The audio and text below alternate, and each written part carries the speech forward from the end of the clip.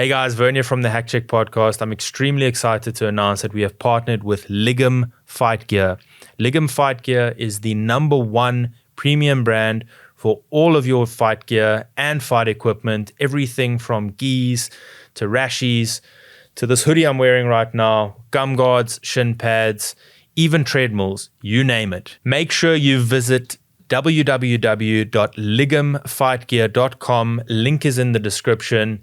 As a special gift to all of the viewers, I'm giving you 10% off of all of your purchases, big or small. Use the discount code HACKCHECK10 at checkout for 10% off of all of your purchases. That's ligumfightgear.com. HACKCHECK10 is the discount code. We hope you enjoyed this episode. Hey everybody, and welcome to another episode of our weekly MMA talk show called Chokes and Eye Pokes, where we discuss all things MMA and combat sports related. This is our landmark 20th episode. We hope you guys have enjoyed it this far, and we hope there's many more to come for every one of you to enjoy. How's it going, Jack? Yeah, good. Good weekend of fighting. That was insane. Yeah. There are some good results, some really, really good results. Some last minute changes as well. 4 days notice. Yeah, something crazy like that. Yeah. So Mick Tabak, Oralbai defeated Uros Medic. We'll just get straight into it. Round 2, my sub neck crank had no hooks. It was basically like a modified bulldog, kind of bulldog choke. Yeah. What did you make of that? At the time, when it happened, I was like, damn, this guy's a problem. And I was just thinking Medic, fuck, this guy came in 4 days notice and did that to you. But also just the, I don't know, the training camp that he probably went through and the fight that he prepared for, that's different, yeah. Well, what did you think? Oralbai is actually a lightweight. Yeah. And he did this at welterweight. I mean, I don't know. He trained Medic, the life out of Medic for like a good 9 minutes. Yeah. And then eventually, got to his back and got the choke. It's an odd choke that's on and that's tight but you've got to be quite tired for that to finish you, especially without hooks or anything in. Yeah. Usually that's like more of like a bullying type of choke that you all crank, if you want to call it that you get on people. But I mean, the work that he put in to get to that point has just completely drained the life out of Medic. Yeah. And he did say, he said lightweight's in his future. He just couldn't get enough time to cut, obviously. Yeah, So, of course. I mean, going to fight at 170. Now, 7-fight win streak takes him to 12-1-1. This is Medic's first loss in 3 as well. I was super impressive, man. Kyrgyzstan, I still don't know how to say that. I think Kyrgyzstan. I've actually never practiced the one. I'm going to look how it looks. I've just seen the flags on FIFA, and if you ever play chess, you'll see the flag. It's it's an interesting flag. But hey, man, lightweights. Throw another name in the mix. I've got the lightweight roster here. We'll talk about it a little bit later. But yeah, that's a killer division, dude. Yo, put him against Alman. Alman, yeah, of course. Yeah, or Gamrot or somebody like that. I mean, maybe not yet, but that's. Yes. I mean, yeah. Super impressive. Last minute change. So obviously, we don't get to do that that prediction. Well, that's not really a result for us. Then we had Amanda Ribas. This is strawweight bout. Amanda Ribas. Hectic TKO of Luana Pinheiro. Snap Pinheiro's 9-fight winning streak takes it to 11-2. Ribas now goes, having come back down to strawweight, 13-4. Takes a record. Former housemates. Actually, I don't know how we missed that. Yeah, I don't know how we missed that in the pre-show, but yeah, former housemates. Yeah. That was Pinheiro did some good early damage with the offensive pressure. It was nice. Pieced Ribas up a little bit. Yeah. Ribas made the adjustments from round 2. And that's when the momentum really, really started to go in her favor. And then because of that momentum, and this third round was just led to the wheel kick and punches, and highlight reel type KO. Absolutely. I said before the fight that I wasn't that impressed with I'm forgetting her name now. Pinheiro, yeah. And it was, I don't know, the first round was so good her side. That was I don't know, clinical. And yeah, to see Ribas make those adjustments was really impressive. What a war. Yeah, it was. I mean, there was a joke. I don't know much about OnlyFans, but like who has it and who doesn't. But I saw a thing saying she's gonna have to do faceless content for the next couple of months Oh, 'cause or the weeks or whatever. hematomas, yeah. Apparently, she's got one, and that's what like with the Yeah. with the swelling. So that's quite Looked like funny. a couple because it was all along her brow bridge. Yeah, it was pretty funny. So if you don't have one, I'm sorry. That's just a meme I saw. So maybe she does, maybe she doesn't. Yeah. But we both got Rebus, I think, for that one, eh? Yes. Yeah, we yes, both did. picked Rebus. Yeah. I will have to go look at who picked what. I think I might have said a submission, but we'll get to that. I'm sure you've got it there with you. Then we got to the bantamweight fight, and Peyton Talbot beat Nick Aguirre round 3 sub. Another rear naked choke. So if you want to call the first one a rear naked choke. First sub in Talbot's career, improves him to 7-0-0. Maguire now drops to 7-2-0. Yeah. Nice performance from Talbot. Yeah. Poor Aguirre. Now he's like two fight losing streak. But yeah, Aguirre. Talbot was really, really good. Yeah, really Yeah. good. And look, like He's so calm. yeah, for such a young guy. Yeah. At bantamweight division, did you go Rosas Jr. is young? I'm still undecided about him. Cameron, we know what he can do. Okay, Yeah. he's now going to have to come back after a loss, but know what he can do. 23, Rosas Jr. 18, 19. Now you got Talbot as And well. Rodrigo. Yeah. Oh, yeah. There's a lot of people, dude. And look, it wasn't easy. I mean, he had to grapple quite a bit. He got that early First round takedown was for tough. Aguirre. Yeah. Really tough. Turned it up. Talbot stepped it up in the second round. And then, got the kicks to back take to rear naked choke. Quite slick. Like you say, 2-fight lose streak for Aguirre. I don't know what he's going to do from now. I don't think he's out, but it's going to be a long way back. Yeah, for back sure. for him now. Yeah. But Talbot, that was his debut, eh? Yeah. And I said I don't like to pick debutantes. Yes. But something about Talbot, just the way he fights and just his ceiling is so high as well. You know, like his potential is really, really, really, really high. And he's just had good results so far. So, I mean, you couldn't not pick him. So, yeah. His record literally like KO now, like one sub. But yeah, like, his first sub of his career. Yeah, I don't think he's ever gone to decision. No. So, we both got that right. Yeah. We're going to have to check again on the results. So, then we had Chase Hooper beat Jordan Levitt. So, lightweight bout. Levitt now dropping to 11-3. This is a round 1 sub.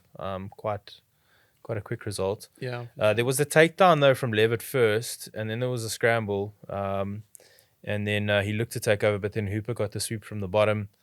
And then just took his back for the rear naked choke. So locked it in. Another rear naked choke. It's like the rear naked choke fight night.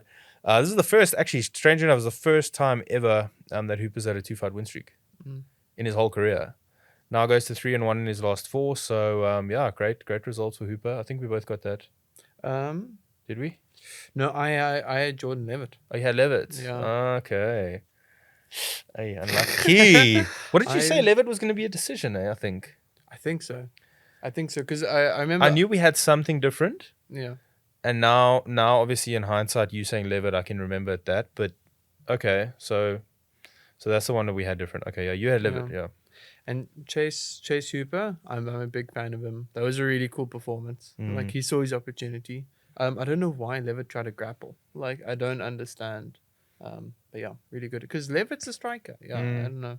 Yeah, Chase was throwing up a lot of submission attempts from the bottom. There's triangle attempts, armbar attempts, all of that. But yeah, you never know, dude. In the moment, like, listen, it's mixed martial arts still. You know, you shouldn't be able to be like, oh, well, I'm a striker, I'm a grappler, I'm a this. Okay, yes, it could be your strong point. Yeah. But you should be comfortable everywhere. For sure. Unless you then maybe come up against like a world class wrestler and you're like, okay, we just got to go and like spam sprawls and like just try and not get taken down. But yeah, you should be comfortable everywhere. And he is for the most part. But yeah, it is a strange strategy to go with. Yeah. But yeah, ouch. Yeah, that's all I can say. Yeah.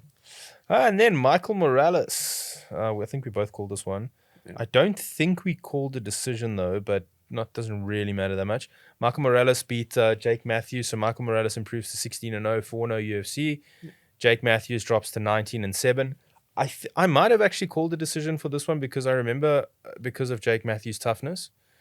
And he displayed that toughness in this fight. Oh my goodness, man. It was so close. It was close. Yeah, it was very close. It was like that second round was like either way. Yeah. And look, in the first round, obviously now Morales' range is what got him. He established his range. They were both trying to establish their jab, but yeah, Morales' range was obviously evident. Absolutely. And then Morales tried the jumping knee a couple of times, missed in round 1, but then obviously landed the harder shots in round 1. Round 2 was very, very close. Matthews had some success, even though he got rocked early. I think that getting rocked early probably swayed the round for Morales. But either way, and then Morales in the third round, I feel controlled him more and hurt him more. So overall, that was the story of the fight. Morales did hurt him more, did control more. Didn't look like Matthews was like really in that much danger, but he did take quite a bit of damage. Yeah, for sure. But never stopped. Yeah, like I scored the fight like 29-28. And I can see why. Yeah. Which round did you give to Matthews? Second. Yeah. No, sorry, yeah. Second. Yeah, he did come back in that second round after getting rocked. So good results for Morales, though. Still, 16-0, 4-0 in the UFC. So what next? I don't know, but very impressive. And he's so young as well. Yeah, there's all young fighters on this card. Also young guys, undefeated guys. So excuse me. So we both got that one right. But there's no bonus points because we both got this the same. Brendan Allen beating Paul Craig via rear naked choke round 3. I think I said TKO, possibly. I think so. I think I said TKO. Yeah. You said submission. I think submission. You just said submission. Yeah, it came down to who got the top position. Yeah. And Brendan Allen got the top position. It was crucial. One thing I will say that was really cool about this fight is Paul Craig went for a calf slice. And that actually stopped Allen advancing his attacks, which I thought was quite cool because it's like a calf clamp to calf slice, which is, if you've ever felt it, it's almost like, it's literally like when people used to give you a lummy over here? Yeah. But it's like someone doing that, but that pain stays, like they're pressing against it. Yeah. Like on the knot in your calf. Yeah, it's an odd feeling. It's one of those things you're like, I shouldn't tap for this. But like if it's on, it's on and on. So yeah. But yeah, good fight. Allen really, really impressive again. He's now 23-5. Craig drops to 17-7. Yeah. What did you make of it? Quite a tough pill to swallow, but that's I think we had it, Allen winning. And yeah. Why Craig, a tough pill to swallow? Huh? Why you say it's a tough pill to swallow? I'm such a Craig fan. Yeah, especially after light heavyweight, it would have been cool to see him do more. Not to say he can't come back from this, but to have more momentum in middleweight. Yeah, I think I might have said it last week, but I was always thinking we mustn't forget, and this is going to segue into the next part, but with Craig, we mustn't forget that he did have a very stop-start run. He looked amazing in his last middleweight fight. Let's not forget that either, but he had a very stop-start run in his UFC career, and Allen's just been like a freak train, just insanely going forward. And yeah, man, had some call-outs afterwards. We'll get to that in a second. But overall, first things first. Anything else about the Craig Allen fight? Not so much that I do think. I guess we'll get to it, but I do think Allen deserves a title shot. Well, a fight to get to title eliminator. We'll get there in a second. Yes. So that means I got all of them right, besides the first one because we didn't But wait, call the first one. Yes, I think. And I think you just got the Levitt one wrong. Did you also do Peyton Talbot? You did. I did. Yeah, I got Talbot. Okay, yeah. We got everything the same except for the Levitt fight. So yeah. So that means I'm the champion once again this week. It has been a break. I don't know if we can say once again. I'm gonna let that slide. As the champion, I'm gonna let that slide. Okay. Champ is well, anyway. So overall, what you giving that pay-per-view? Well, the main card, not pay-per-view, the fight night. What are you giving that overall? 6 points. Yeah, so I'm just going 6. Damn, you're becoming a critical one now. I know. I got a 6.7. I think it was good. It was good. I've backed myself into a corner. I have to be consistent. Okay, you're gonna be the critic in all of this. So yeah. Okay, so Le Champion once again. Thank you very much. Congratulations. Thanks, man. Thank you. Now, post-fight, even pre-fight, actually, Alan was like talking about a whole bunch of people. Khamzat, Chimaev. He was talking about Dricus. He actually said Dricus was the luckiest fighter ever, and I'm like, what? Why? For what? Yeah. He's like, I don't know how he beat Robert Whittaker, but hey, man, he's probably the luckiest fighter in UFC history. If you look at his title run now, like what he started with, well, okay, wait, I was watching yesterday. Like it was the Brett Tavares. He fought him at Brett Tavares was 15 at the time, and then Darren Till 10, and then Derek Brunson 5, and then Robert Whittaker 1. That's a slow progression, you know. Like he's not lucky. Yeah. Mind you, also, yeah, I mean, okay, first off, no, he's not lucky, but I mean, also, I mean, if you look at the amount of, so Dricus started on Fight Island, if I remember correctly, so 2020, and that was all, I mean, that was in the space of 3 years. He took out all of those people. I mean, for me, the Brad Tavares fight was like, that was like a tipping point. And a kind of the Derek Brunson fight as well, because Derek Brunson was like dominating in the first round, and that's when, before we had 100% oxygen Dricus, when it was like 25% or whatever they said it was, 8%, whatever. And he still just pushed through. But that Tavares fight, because Brad Tavares is tough, dude. Like, and for him to be so used to finishing people and now not be able to finish someone, it could have very easily gone the other way if somebody wasn't mentally strong enough to be like, okay, I'm not going to finish him. You know, usually people are like, shit, I'm not going to finish him. What do I do now? You know, I'm so used to people going away with my shots. So that was a bit of a tipping point. If you know, you look back on it. But every fight was crazy, dude, because every fight was a big test, and it was a step up in competition, and it was a new ranking. And yeah, I mean, he's only gotten better with every step up in competition as well. I know. Particularly the last fight with Whittaker, the new mythical fighter unlocked 100% oxygen Dricus. But I thought it'd be interesting to just have a look at the middleweight. So one, look at Allen's run, because I do agree, like, people have to start taking notice of Brendan Allen now. I don't think he's ready for a title shot just yet.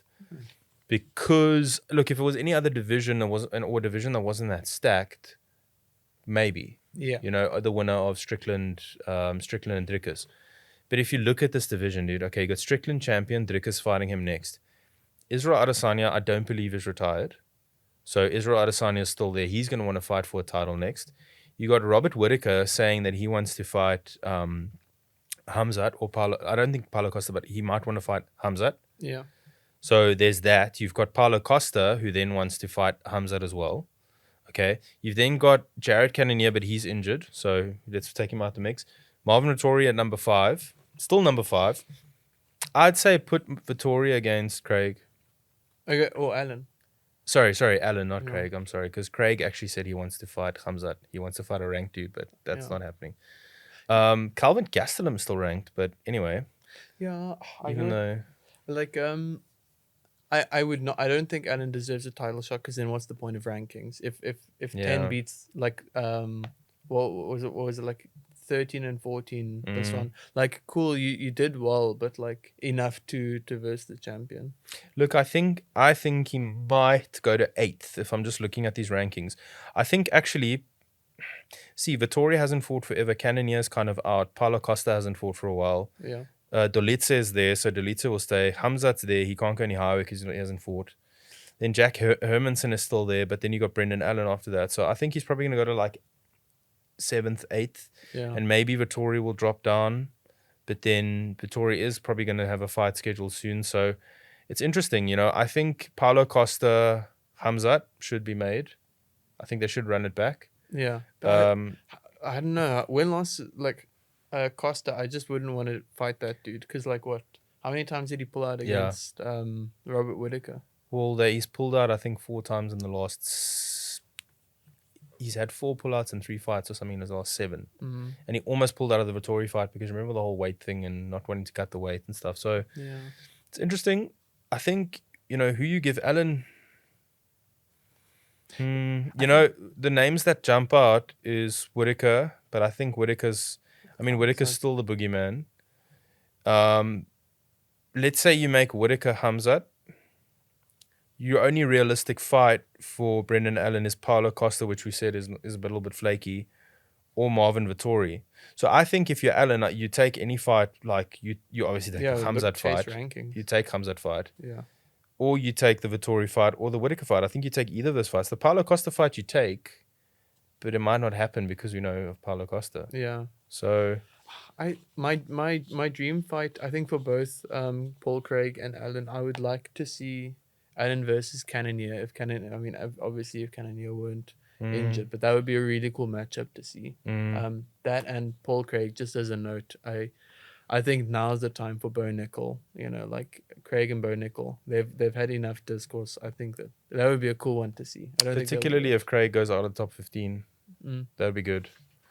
But I mean, listen, I keep wanting to call him Paul Craig. Brendan Allen, if you look at his record, his last loss was against Chris Curtis. That was in December 2021. He's 23-5. He's finished his last 4, all by submission, all by rear naked choke. Yeah. And then he's won 5 on the trot. So 5 on the trot is where you should start looking at, okay, your next one is a title eliminator. But again, dude, this division. So you had Dricus also come out and say, listen, he'll if so on our interview, the one I had with him, he said his dream scenario is fighting Izzy. Yeah. But then he said UFC Africa, so that might have to wait. He came out in an interview this week saying that if Khamzat's the boogeyman as champion, he would gladly take out the boogeyman.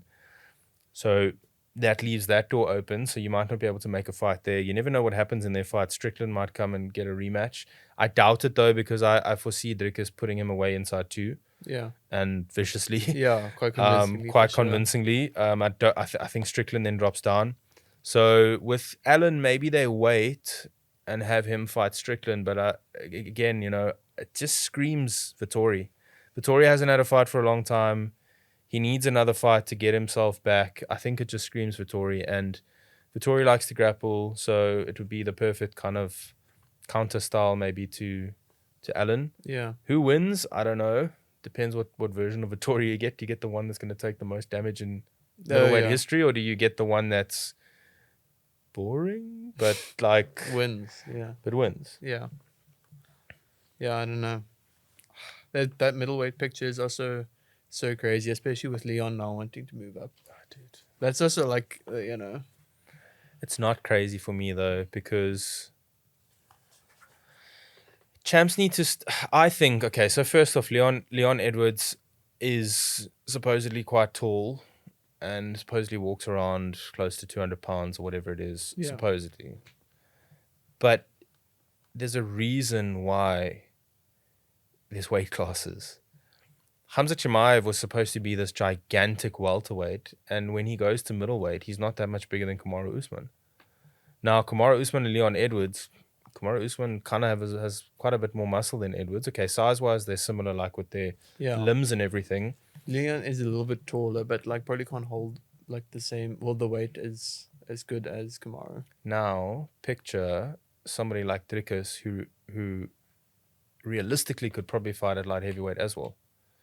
I mean, I've seen, like, I can only go with what I've seen in person. The dude's like 100, 105 kilograms or 230 pounds. Yeah. Lean.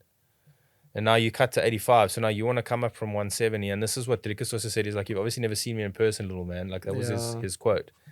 And I agree, dude. I think I still messaged him. I was like, you get to fight on, I was like, maybe take the fight. You get to fight on UFC 300. It's easy money because the guy's small. Like, no disrespect, Leon Edwards is, like, skill-wise is right up there. But there's a reason why there's weight classes, okay? I'll go back to Conor McGregor fighting at featherweight. He wasn't necessarily as skilled as some of the other people, but he could just dominate people at featherweight just because of his size and his reach. Yeah. UFC 300 should be easy money with Leon Edwards. But, dude, I think it'll be a massacre. I hear what you're saying.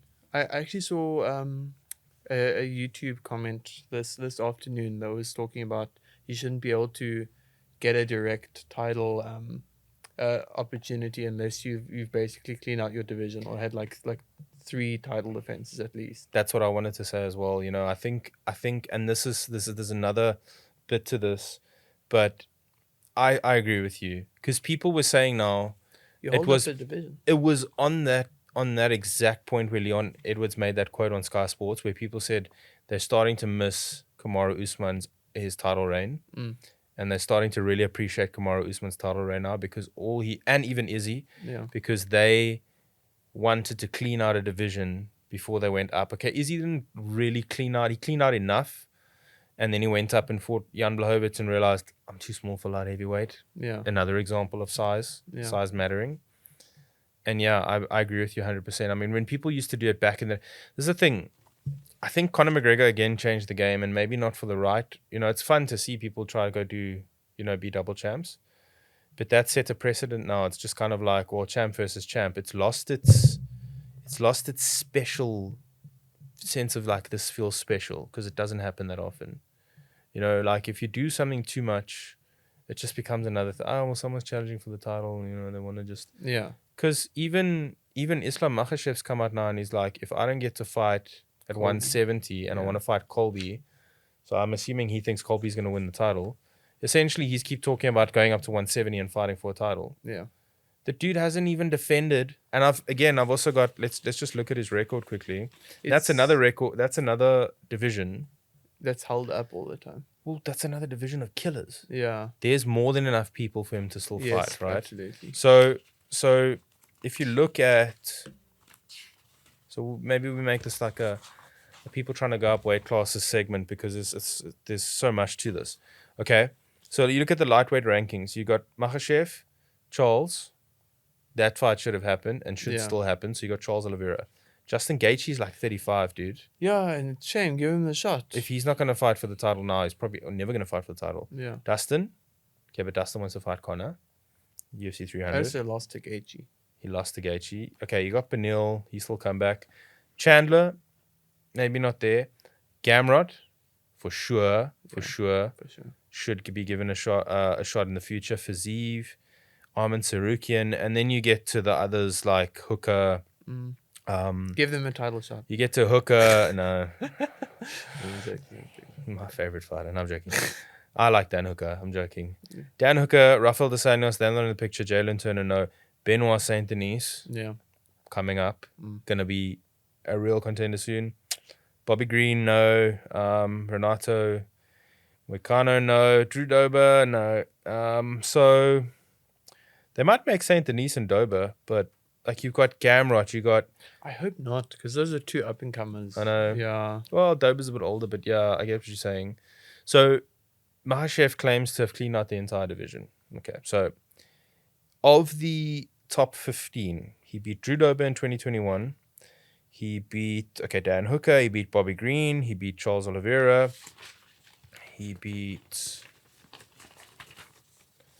Arman in a unanimous decision, which was fight of the night. Still, we remember that. Yeah. So yes, he has beaten them before. But I feel like times have changed. You need to now go like cleaning out the division. Like Kamaru Usman lapped a division. Izzy was starting to lap a division as well. And we've said, like, I've certainly said it, and I think we both agree, is like these guys need to go and clean our division and start to kind of lap people maybe if they want to.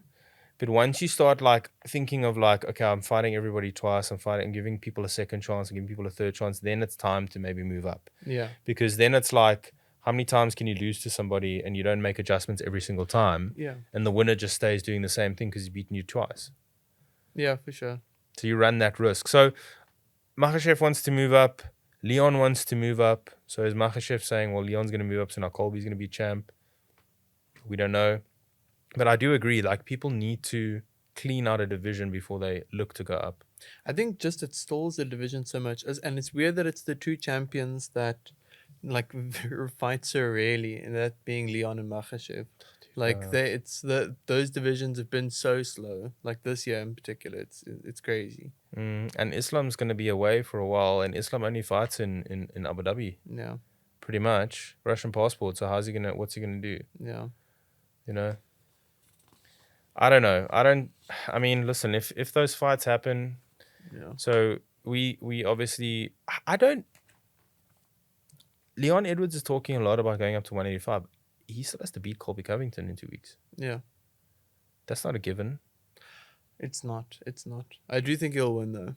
We'll get to that. But Yeah, definitely not an easy fight. If I were Makhachev though, I think that's a very winnable fight for him. Covington, Covington. Covington. Like even if it's not for a title. I think it's a winnable fight too. I think the thing again is like its size. Like Islam Is should big. be fighting at 170 probably. Yeah. And how he makes the weight for 155. Like people claim him and Khabib are weight bullies. Mm. There's some I can understand why. You're cutting from 200 odd pounds to 155. Okay. Yeah. But yeah, I mean Colby's close to fighting weight. So yeah, he doesn't cut. Size wise, it won't. But Colby's been used to fighting bigger people, and his output is insane. That's his biggest strength, is his output and his cardio. Yeah. And even when he's taking damage, he'll still march forward and go. So, do you think? Oh man, actually, sorry, I was just thinking about his second fight with Kamaru Usman. I was missing that. That was a golden time. Sorry to interrupt. No, listen. I mean, it is a winnable fight for Islam. I do agree with you, but I just think like, how's he gonna win? He's gonna have to grind it out, and it's gonna be tough to grind it out against Colby. I mean, who do you think would win, Kamaru Usman and Makhachev?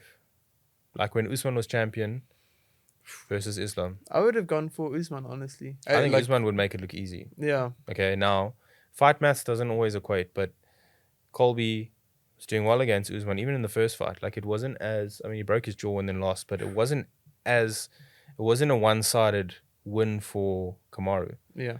So I think if you take that into account and you look at Kamaru wrestling being a strong point, even though they were striking, yeah, I don't think Makhachev will be able to handle him on the wrestling. I think it's just for me, it's the ring rust. Like Colby's just been out for so long.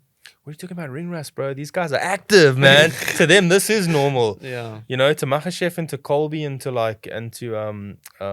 Leon Edwards, like once a year, that's prime fighting. Like there's no ring rust in between. Yeah. To them, that's like the perfect amount. That's too much. Yeah. They should fight every 2 years in their mind. But yeah, these people should. I don't know. I don't think that either of them deserves to go up. To be honest with you, Volk, you can make a case. I mean, you made a case for Volk when he went up. But again, weight classes are there for a reason. Look at Volk, one of the best pound for pound ever. Yeah. Gets KO'd in round 1. Yeah. Okay, 12 days notice, whatever other circumstances, but weight classes are there for a reason.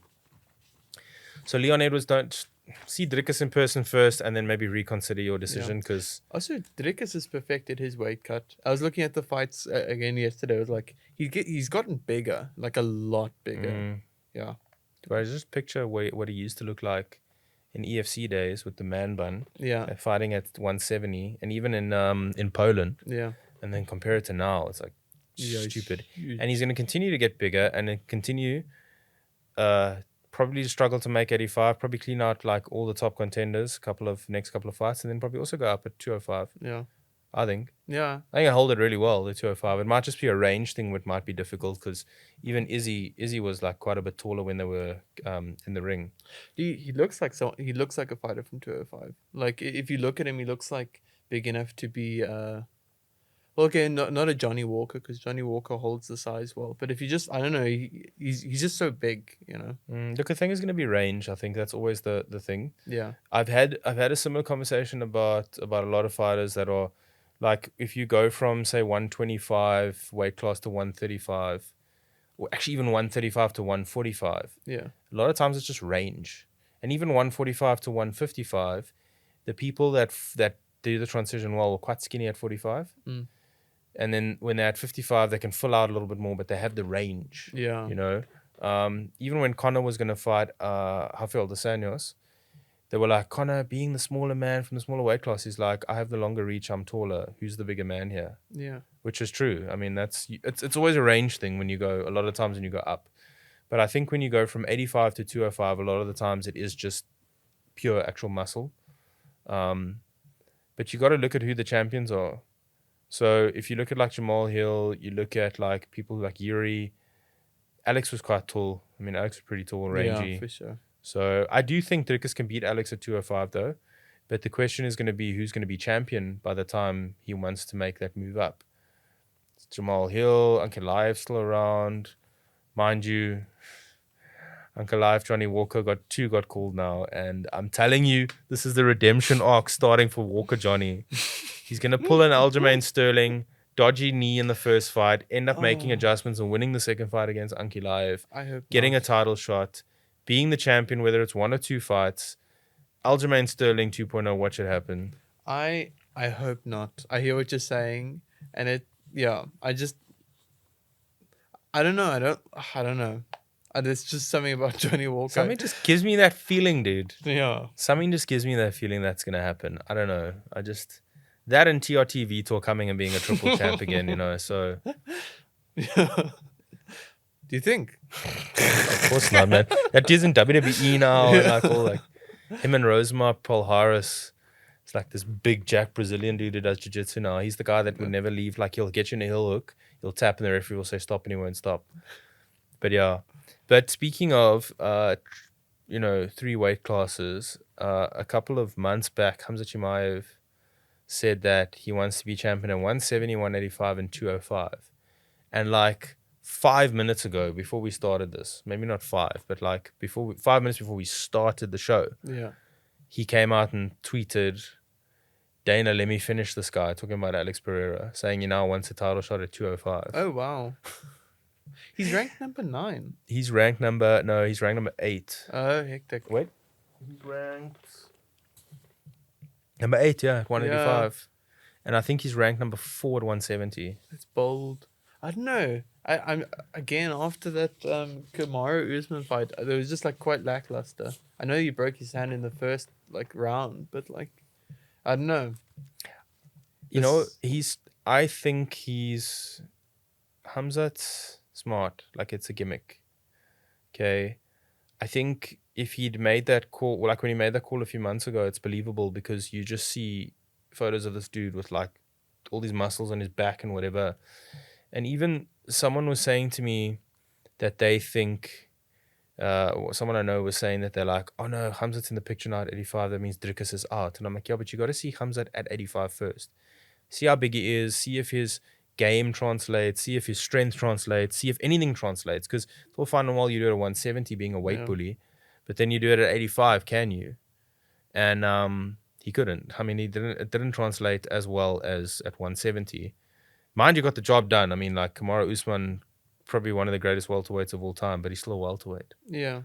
And now to go and do 205, I mean, right now, he probably walks around at 205 off season. So how's he going to even... Yeah, pick up that weight. It's smart though, because Alex Pereira was a middleweight. So, but it's not going to happen, dude. I always go back to, and I don't even know if he's even in the 185 picture anymore. Yeah. I always go back to like the first real test he had at 170. The first ranked opponent was Gilbert Burns and he struggled. Yeah. The second real test he had was the second ranked opponent at welterweight in a middleweight bout and he struggled. What is he going to do against huge dudes at 185, let alone 205? Like an Ankalaev. That would be insane. I think it would be quick, easy work, And I think when Dricus, like what Dricus said now about he'll take him out. I think he'll take him out. They have both this like really abrasive bulldozer type style where they just overwhelm people, and Dricus is a better version of that than Khamzat, in my opinion. Yeah, for sure. So when two styles meet, I think he's more awkward as well. It's like you can't read him. Like Khamzat's like very in your face and very aggressive, but like Dricus, you can't tell kind of what he's doing, You could get anything from him, and just this like scary power as well. Yeah. But yeah, Khamzat at 205, I think it's just he's trying to pull the Conor. Remember when Conor was like, oh, the weight classes don't matter. I'll fight at 45, 155, and 170. He was calling out Tyrone Woodley. Yeah. Like trying to get in his face when he was fighting for 55, trying to set up a fight for 170. Yeah. I think the Khamzat hype train would be derailed at 205 for sure. Yeah. Even at 85, it's going to be derailed. You think? Well, it's a hard division. If they give Khamzat Chimaev to Dricus as a first title defense, Dricus is going to absolutely maul him. Yeah. Yeah, he will maul him. Especially if they get to grappling and clinch work. It's done. Yeah. It's done. Yeah. Your big brother bully. Yeah. I mean, he did it to Robert Whittaker. And he can do, I mean, and even like a guy like Darren Till should realistically fight at 170. different to Khamzat, Yeah. but you can just see. I mean, again, strength, size, weight classes are there for a reason. Yeah. No, for sure. So speaking of Conor, Dustin Poirier came out and said, listen, and I think it's a smart move because Dustin Poirier previously said like he wasn't in UFC 100, he wasn't around. Yeah. He's been in the UFC for how many years? He wasn't there for UFC 200. He's got to be on the UFC 300 card. Yeah. And he's trying to hijack the Conor fight now because that's probably his best bet. So he actually came out and said, let me actually get the quote because I don't want to misrepresent what he's said. So he basically said, I probably would try shut him up once and for all, but even if I slap his ass around again, he's still going to be chatting. So we'll see. That's a huge fight. 2-1 against him. So yeah, he wants to fight Conor in another. It's a good money fight. I don't know. I know you're not the biggest fan of Michael Chandler. No, I am. I'm a huge fan of Michael Chandler. Okay. I don't know why you say that. I don't know. No, it's just the vibe I got. I don't know. Since when? I don't know. That's not true. I'm a huge fan of Michael Chandler. I just don't like a Chandler McGregor fight. Yeah. I think I don't like anything McGregor fight at the moment, to be honest with you. I still, I don't know. There's no one else in the division. Maybe him versus. Imagine the McGregor versus Tony Ferguson. Nah. Look, anything McGregor will sell any fight. Yeah.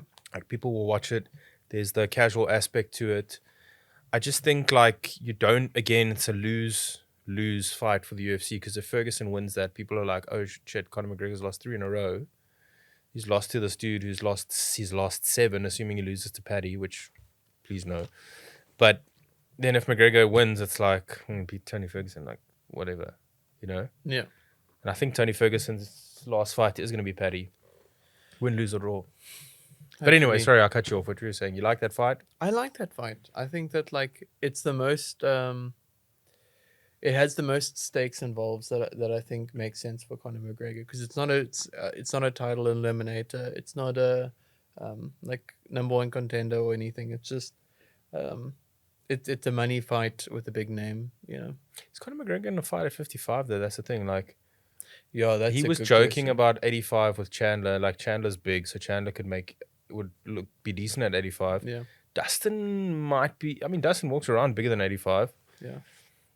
So that's the thing. Like, is it going to be at 85 or not? I think Conor would probably want to fight for some sort of a title, whether it be BMF or whether it be, you know, whatever the title proper. Yeah. But he's also talking about like avenging the Poirier loss.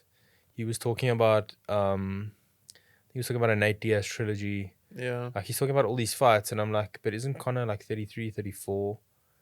Just came off a broken leg. Yeah. Like I think the UFC's holding out for a UFC 300. Like you have to have Conor on UFC 300. Like there's no way you're not going to bring Brock Lesnar back. Yeah. So they're gonna have to choose wisely. You want to send people home happy, I guess, with Conor winning. So what's the most sort of winnable fight for him? I think Chandler is that as well. I think so as well. Yeah, I think the range is just going to be too much for Chandler to deal with. Yeah. Chandler's then going to not want to go to the ground with him because he want to make it entertaining. Yeah. If he hits him, he could knock him out, but you can't strike with Conor. Conor, even in his losses to Poirier, outstruck Dustin. Yeah. Until he got knocked out. But I think that's just also a lot of it's him getting tired. I think that'll be a very like big part of the game as well. Like Chandler, he's not gonna fight to win. He's gonna fight to entertain. Yeah. So yeah, like you're saying, that's how he fights. Yeah. He wouldn't take it to the ground. Yeah. So I don't know, man. They're gonna probably put Conor on UFC 300. Like you have to, even though Kavanaugh came out and said he's not. He's probably not gonna fight. But what's he gonna say? Yes, he's fighting UFC 300, and then it's like all the build up and everything is gone. Yeah. So, yeah, they wanna that UFC 300 card. We spoke about it a little bit last week, but like, Edwards wants to fight the winner of Strickland. That Edwards Strickland Dricus winner, he wants that at UFC 300. I'm like, Leon, you're gonna fight now. UFC 300 is probably like April, May. That's too much activity for you, dude. That's like 6 months. Yeah. His turnaround between the Kamaru Usman fights was short. I don't know. It's just been like this pause has been like forever. Wonder what it is. You know, maybe I don't think it's him not wanting to be active. You know, for whatever reason they just couldn't get that fight done. But Yeah. yeah, listen, there's a lot. That UFC 300 is going to have a lot of options because I honestly also think the three biggest stars still, okay, Conor, John Jones, Izzy.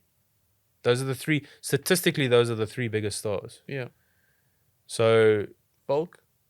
I think he's like Volk's there, yeah. Volk is up there, but he's not on that. I mean, like Izzy's got 8 or 10 million followers on Instagram. Okay, Connor's in a Yeah. league of his own. Yeah. John Jones is the GOAT, but also has a big following. People know John Jones, 2-weight world champion. Volk's getting a following, but I think with the smaller weight classes, people aren't as interested in like a casual aspect. Yeah. So he's definitely up there. Like I'm not saying he's not. Yes. No. But the three biggest stars are those three. So Yeah. Jones, I don't know what the situation with Jones is. He's supposed to be out for 8 months to a year. Will he be ready in time for UFC 300? Probably not. But if you could do Conor, whoever, main event, will be main event. I mean, biggest star in history. Jones, although, they'll probably make a co-main event because you got to have the heavyweight champion, baddest man on the planet. It has to be main event. Yeah. So Jones, Stipe, if it could be done in time, imagine that. Dricus, Izzy as your three titles. But then you want that in Africa, though. Make a second one in Africa. It doesn't really, for me, I thought that as well, but for me it doesn't really matter because UFC 300, I think they'll want to push that because I think Izzy's next fight is probably his last fight in any event. So then UFC Africa, as long as you got a South African, especially if it's in South Africa, as long as you have a South African, Yeah. doesn't really matter. I would like to see it in UFC Africa though, but that's a short turnaround. That's like 3-4 months from UFC 297. Yeah. Yeah. You can do it. You can do it, but it's still a short turnaround. I mean, yeah. Yeah. But speaking of Volk and the featherweights, our man Aljo Sterling wants to move up to 145 and wants the Max Holloway fight. Yeah. Don't do it, LJ. Don't do it. We said don't go up to 45. Yeah.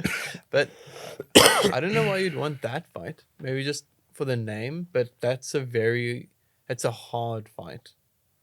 I think he probably thinks he can take him down and see Aljo's game plan is not going to be to strike. No, of course. So he has to go to the grappling. Now, Volk's tied up. They probably said to him, you must be dreaming. You need to fight first before you fight Volk. Yeah. But in any event, Volk will out-grapple him. I mean, you saw what he did with Makhachev in the first fight. Poirier, Brazilian Jiu-Jitsu black belt, great on the ground. Yair Rodriguez, probably too skillful for him standing up and too scary a fight, like could piece him up. Yeah. So now you got to go Holloway. And then if you beat Holloway... Actually, no, it's more simple than that as well. Holloway's only losses come to Volk. Losses. Mm-hmm. He's beaten everyone else. Okay, he hasn't fought Poirier. But then you add to it that Aljo's game plan is going to be to take it to the ground and just be like a backpack. Volk, in his mind, probably is the easiest one to do it against, even though Volk is really... I mean, Holloway, Max. Yeah. Even though Max is really, really good on the ground as well. So I think that's the thinking behind it. Yeah. Be really interesting to see how size matches up because, I mean, I don't know. Yeah, I don't know. Aljo's really big for that division. But yeah, like you say, with range, because Max is also just so tall and long, you know. And if he just maintains his range, I think it's not gonna be a fun night for Aljo. Like, yeah, Which he should be able to do well enough. yeah, Aljo's big in a muscular sense, but he's not big in a range and height sense. yeah, Like O'Malley is just, I mean, range and height and everything. and then you could see that's when he tried to he had to keep on trying to rush in with O'Malley, and that's when he caught him. Like, I don't know, it's almost a similar kind of style with Holloway. I mean, it's less of a striker and more volume puncher, but like I see it playing out pretty similar, honestly. I think Holloway wrecks him. It's Holloway's division, like his division he's used to. It's the division he's found a home in. Holloway is realistically fighting for a title the next time he fights. I mean, after the next win, he's realistically probably going to fight for a title. They might do a fourth fight If the Poirier wins, that shakes things up. But Aljo, I think Aljo is great. Like, I think he's a good fighter. Like, we make jokes about Aljo and whatever, but like, he's a really good fighter, and he's good at what he's good at. He's really good at. Yeah. But I think he's always thought he's better than he really is, and that's dangerous. You know, even the way that his coaches spoke about him, like he's this goat fighter, like he's been goated after he beat Pereira, like he's now like up there in the conversation, which is a troubling thing, because now those same coaches are probably telling him, Holloway, man, he's not that good on the ground. We can take him, and you just be a backpack. You just do the Aljo thing, you know, whatever words they get to hype him up. That's dangerous, dude, because I mean, Holloway could do some proper damage to him. I mean, if Aljo doesn't get knocked out and he just stands and takes punches for 5 rounds, that's career debilitating. And Max Holloway does that to his own detriment sometimes, but he gets in these like slugfests, and no one's better than him at doing that. Yeah. We'll see how it plays out. But I guess that's like the only option for Aljo, which is a little bit sad. Because what fights are there at bantamweight for him? Yeah, it's strange he's just been chucked out straight away. No. After one loss, but it's the way it goes. I don't think he can fight for the title. I mean, like it's a long road back to the title for him. Like it's after the way he lost. I think also as you get later in your career, a lot of fighters just go. I mean, we saw Rafael dos Anjos. It's like, do you really want to be? Okay, your road to the title at 35 and 45 is the same number of fights. Let's say, okay, so let's say like with Aljo, it's 3 fights, 4 fights, whatever it is. Yeah. Would you rather? And Dan Henderson had a similar thing. Dan Henderson had a quote, and they're like, are you going to do 185 or 205? And he goes, nah, I'd rather take eating the food and being happy, and I'll fight at 205. And that's the same with Aljo, I think. Maybe he just doesn't want to cut all that weight anymore. Yeah. You know, so why go and have to do the same number of fights, probably in some aspects the same number of difficulty, even though 45 is harder, but then you've got to go and kill yourself to get to 35, and you're not the champion anymore? Not worth it. Go fight at 45. Yeah, for sure. I bet also if he beats Max Holloway, then like if that happens, then it's title shot after. It's probably, yeah. I mean, Yair Rodriguez will probably have a say about that, but then probably Yair Rodriguez will fight the loser of Volk to Poirier, and then the winner will fight Aljo, but don't do it, Aljo. Don't do it. Yeah. Did you see that apparently the next fight now for Ngannou is going to be Wilder? Apparently they want to make that fight, and Ngannou's ranked top 10 now. I think WBC or I forget which one. Wow. And now apparently there's talks of him and Wilder now to be the next one, because Fury's fighting Usyk. And Wilder, I think, was supposed to... I think Parker's fighting Joshua, or I think I stand corrected. Yeah. But I've seen a thing, and I don't know how credible it is. But Ngannou's gonna have to think carefully about that one. This is a completely different fight. I wonder if it's a once off, because it's like... Because usually you get those like 3-fight contracts or 2-fight contracts, right? Where if it's with an opponent that's that good, and now you can see that Francis could actually almost take out Fury. So I don't know, like would Wilder then like insurance policy 2 fights, or it's just like one? If Wilder probably won, I think Wilder has the potential to knock him out. I think people underestimate it's a completely different fight. Like Fury, especially in that fight, Fury was like quite stagnant. And Ngannou's not fast enough to try to like go blow for blow with Wilder. Yeah.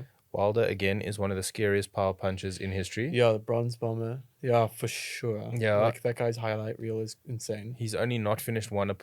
Besides Fury, but in his wins, he's only not finished one opponent. In the first fight, finished in the second one, but Ngannou is like got to stay behind his jab and like 1, 2, 3 combinations, whatever, and it's not going to be good with such a light-footed Wilder. But crazier things have happened. But I think like where Fury's got a lot of volume, a lot of jab, like get behind you and then catches you with one. Wilder's just like big shots. Yeah, it's gonna be dangerous for Ngannou. But hey, man, listen, Ngannou's got to go make his money while he can. He's gonna be 38 when it happens. Yeah. How many more boxing opportunities are you gonna get? It's a no-lose situation. If he can only win. I mean, if he wins, he's beaten one of the best heavyweights in the world at the moment. He almost beat the greatest heavyweight in the world at the moment.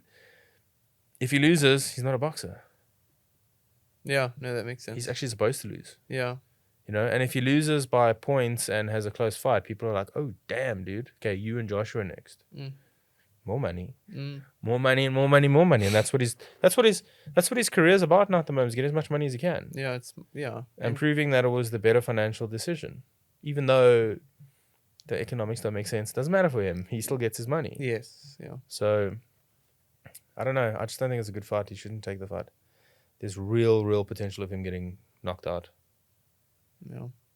Yeah, probably. Honestly, and also since there's so much tape on him now, you know, like the advantage of being so awkward and like no one knows how you're gonna come out with Fury, a lot of that will be lost. You know, so Surprise factor. yeah. Good luck, Francis? I mean, Yeah. why not? Yeah, so I think it's a good place to call it this week. There's no UFC event this weekend, no pay-per-view, no fight night, so there's nothing for us to predict, but we'll be back next week to predict UFC 296. It is next week, right? Yeah. Next week. Stay tuned, and we hope you guys enjoyed the episode. Let us know what you want to see in the future episodes, and stay tuned to watch the title celebrations maybe on Instagram this weekend. Have a good one, everybody. Cheers. Thanks, guys.